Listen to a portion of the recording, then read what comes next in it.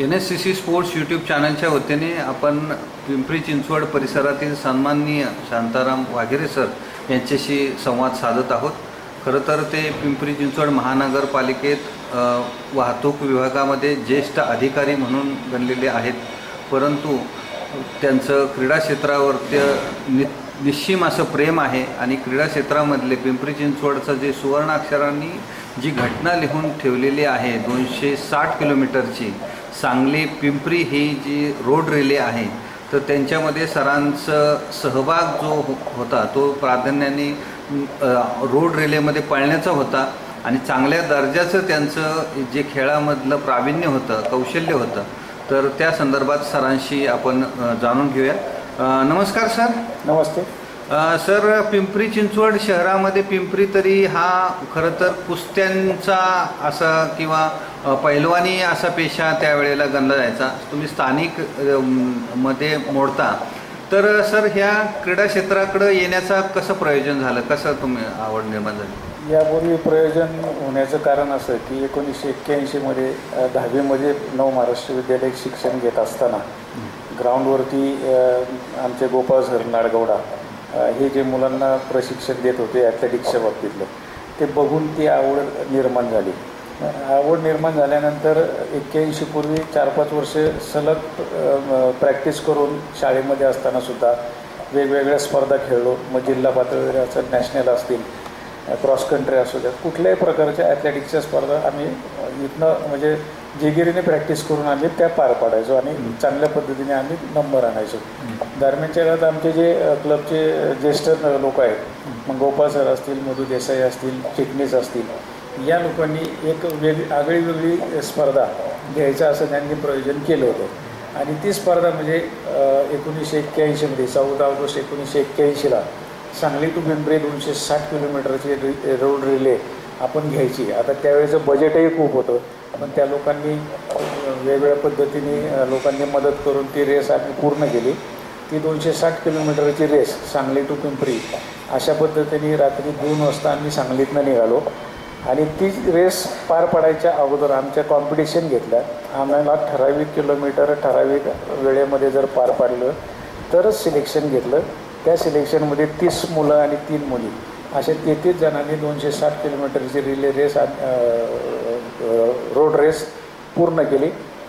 सांगलीवरून रात्री 2 वाजता याला प्रारंभ झाला शर्यतीला आणि त्याच्यानंतर संध्याकाळी 15 ऑगस्टला आम्ही इथे 5 वाजेपर्यंत नव महाराष्ट्र विद्यालयाच्या ग्राउंडवर आलो।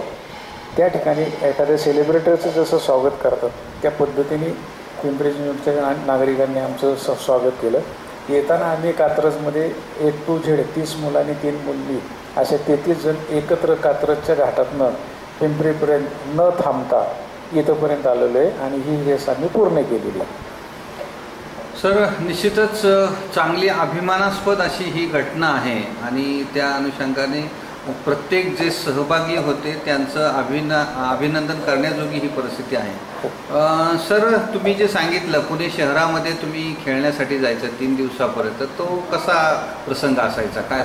त्यावेळेला कोणाची आर्थिक परिस्थिती ठीक नव्हती, पण पुणे जिल्ह्यामध्ये पुणे जिल्ह्याच्या ज्या स्पर्धा असायच्या सारसबागेच्या शेजारच्या ग्राउंडवरती नेहरू स्टेडियमवरती, तर त्यावेळेला जाताना अक्षरशः आम्ही सकाळी लोकल 8 वाजता असायची किंवा 7 वाजता असेल 6ला, तर घरातनं आम्ही पायी पिंपरी स्टेशनपर्यंत येणार, पिंपरी स्टेशनवरनं शिवाजीनगरपर्यंत ट्रेननी जाणार, शिवाजीनगरला उतरल्यानंतर पुन्हा स्टेडियमपर्यंत सारसबागेपर्यंत आम्ही पायी जाणार, दिवसभर स्पर्धा खेळायचो आणि स्पर्धा पार पाडल्यानंतर रात्री येतानासुद्धा पुन्हा शिवाजीनगरपर्यंत आम्ही पायी यायचो आणि तिथनं ट्रेननी पिंपरीत यायचो, पिंपरीतनं पुन्हा घरी पायी जायचो।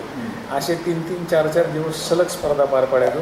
पण पुण्यामध्ये आमच्या बन्यांवरती जे काही आमचं सिम्बॉल होता हरणाचा, तो हरण जरी कोणी बघितलं तर पुण्यातला कुठलाही खेळाडू रेस सोडून द्यायचा। इथंपर्यंत पिंपरी चिंचवड स्पोर्ट्स क्लब होता आणि त्या क्लबमुळेच आम्ही आज घडलेलो आहोत आणि आजही आम्हाला त्याचा अभिमान आहे। निश्चितच सर, तुमचा जो दबदबा होता आणि तुमचं जे प्रावीण्य होतं निश्चितच ते सन्मानाला पात्र होतं। सर, तुम्ही जी घटना सांगितली की जे वंदनाताईंनी दिल्ली या ठिकाणी जे डोळ्याला पारणं फेडण्या इतकं त्या ठिकाणी चांगल्या दर्जाची रेस कंप्लीट केली, तर त्या रेस संदर्भात काय सांगाल? हां, तो आता मला वर्ष आठवत नाही, पण त्यावेळेला वंदना चव्हाण दिल्लीला ज्यावेळी सिलेक्शन झालं होतं तिथं, दिल्लीला ज्यावेळी आम्ही स्पर्धा खेळायला गेलो त्यावेळी तिने 400ची रेस या पद्धतीने, मी अगदी ती 4-5व्या क्रमांकावर होती, पण शेवटचे 150 किलोमीटरमध्ये जो शेवटचा कर्व येतो टर्न, त्या टर्नवरती त्यांनी छानपैकी तिने स्टेपिंगनी पहिल्यांदा कव्हर केले आणि शेवटच्या 50 मीटरमध्ये तिने फुल स्विंगमध्ये ती रेस कंप्लीट करून तिने तिथं त्या ठिकाणी गोल्ड मेडल मिळवलं. पण ती रेस पाहण्यासारखी होती, डोळ्यातनं अक्षरशः अश्रू आले की ती महिला, एवढीशी लहान मुलगी, एवढे म्हणजे अगदी 5व्या-6व्या क्रमांकावर असणारी शेवटच्या 100-125 मीटरमध्ये रेस ती कंप्लीट पूर्ण करते आणि प्रावीण्य मिळून गोल्ड मेडलसुद्धा मिळवती. हे अगदी पाहण्यासारखं होतं. निश्चितच सर, हे चांगल्या दर्जाचं त्यांचं होतं. त्यांच्या बहिणीच्या मुलींनीसुद्धा आज नॅशनल लेवलच्या स्पर्धा जिंकते ती ॲथलेटिक्समध्ये, स्नेहल खैरेताईंची मुलगी.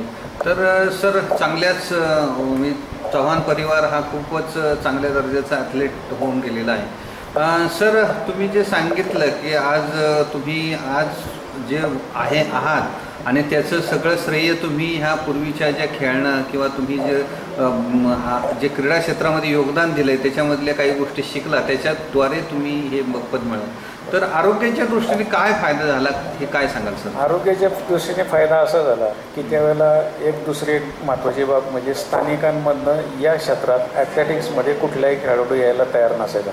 स्थानिक क्षेत्र म्हणजे कुठलं कबड्डी, कुस्ती, इतर गोष्टीमध्ये.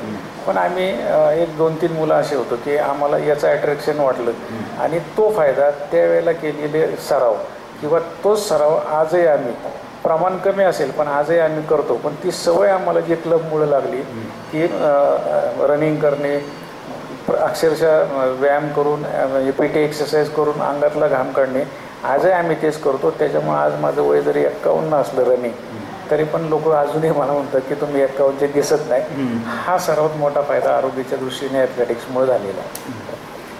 निश्चितच सर, अनेक प्रकारच्या जे फायदे आहेत, अनेक प्रकारच्या उपलब्धी ज्या आहेत त्या क्रीडा क्षेत्रामध्ये तुम्ही जे कष्ट घेतले, प्रयत्न केला किंवा घाम गाळला, त्याचा या ठिकाणी झालेला आहे. आणि ही जी 1981 सालची जी स्पर्धा आहे, पुढच्या वर्षी 2016ला ऑलिम्पिकच्या अनुषंगाने एक सुवर्ण अक्षरांनी तिचं खरं तर नोंद घ्यावी अशा पद्धतीची ती स्पर्धा या ठिकाणी 35व्या वर्षात संपन्न येणार आहे. तर त्या अनुषंगाने तुमचं या ठिकाणी मी आभार मानतो आणि तुम्ही या मुलाखतीसाठी वेळ दिलात आणि त्याबद्दल मी आपला आभार मानतो. धन्यवाद सर. थँक्यू.